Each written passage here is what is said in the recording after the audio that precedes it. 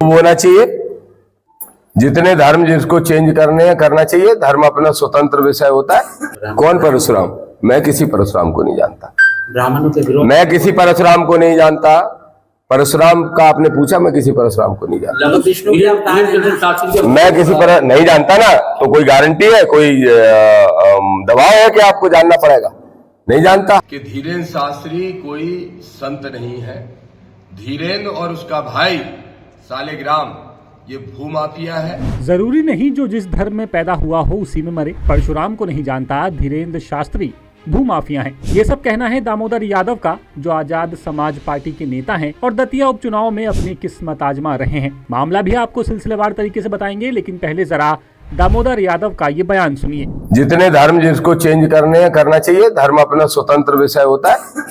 जरूरी थोड़े ही आप जिस धर्म में पैदा हुए उस धर्म में मरे, वो जो करना चाहे सो करे, उससे क्या दिक्कत? ईसाई धर्म आदिवासी अपना रहे, ठीक है? बिल्कुल ठीक है, जिसको जो धर्म अच्छा लगेगा वो अपनाए, उसमें क्या दिक्कत है? उसमें क्या बुराई है? धर्म तो धार्मिक स्वतंत्रता हमारा संविधान खुद देता है ना।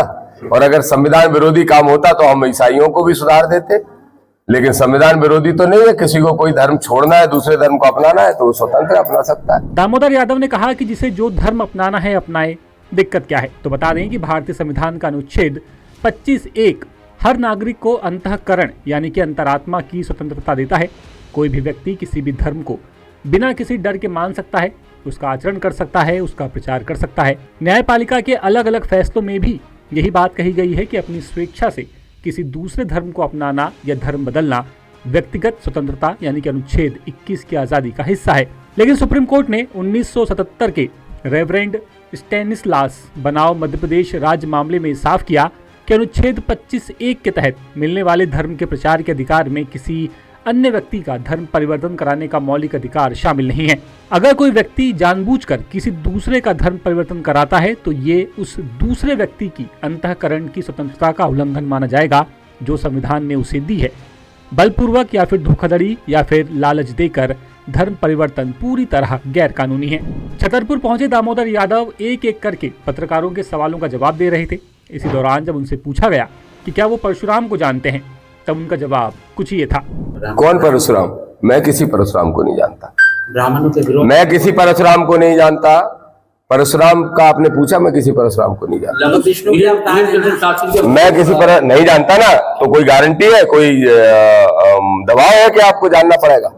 नहीं जानता। इतना ही नहीं, पंडित धीरेन्द्र शास्त्री को भी दामोदर ने सीधी सीधी चेतावनी दे दी है कि धीरेन्द्र गर्ग जो धीरेन्द्र शास्त्री कहलाते हैं, उनका भाई सालिग्राम गर्ग किसी कुशवाहा भाई मोतीलाल कुशवाहा जो कूड़ा गांव के हैं, गोड़ा गांव के हैं, उनको गोली मार देता है। तो ये बात बिल्कुल स्पष्ट होती है कि धीरेन्द्र शास्त्री कोई संत नहीं है। धीरेन्द्र और उसका भाई सालिग्राम ये भूमाफिया है और ये गरीबों की जमीनें छीनने का काम कर रहे हैं।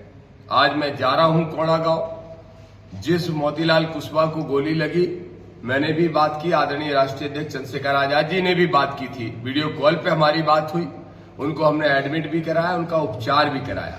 लेकिन उसी दिन वादा कर दिया था कि चुनाव का रिजल्ट जब आएगा तब आएगा, लेकिन चुनाव के रिजल्ट के पहले या कभी भी हम पहुंच के इस लड़ाई को लड़ने का काम करेंगे। बता दें कि दामोदर यादव पहले भी कई बार ऐसे बयान दे चुके हैं जिसकी वजह से उनकी खूब आलोचना हुई है। लेकिन उनके इन बयानों पर आपकी राय क्या है, कमेंट करके जरूर बताएं।